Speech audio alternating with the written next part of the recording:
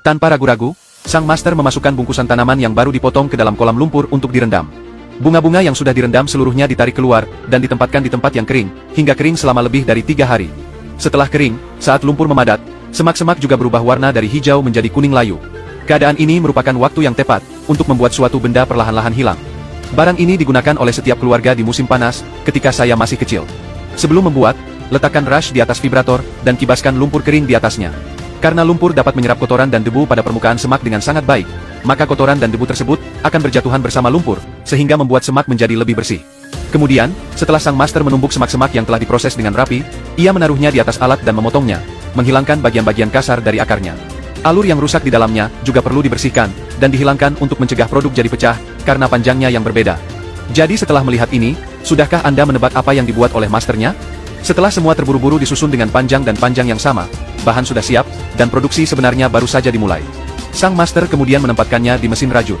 Mesin tersebut akan menyilangkan semak-semak dan deretan tali rami, dan area tenun, secara bertahap bertambah, seiring bertambahnya area tenun, yang akhirnya membentuk tikar jerami besar.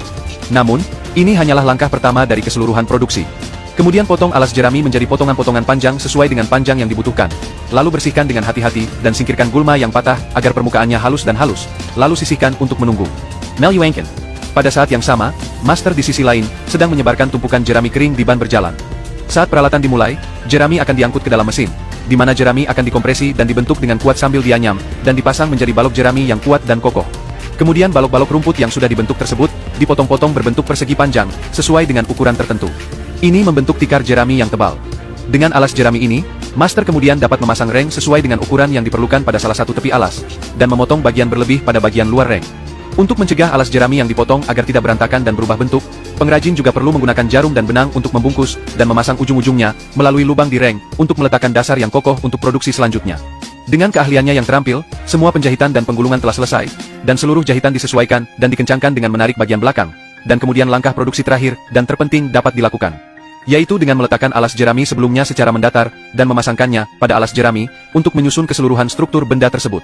Jadi ketika Anda melihat ini, Anda harusnya bisa mengetahui apa yang dibuat oleh masternya, bukan? Ya, ini adalah pencucian bertempat.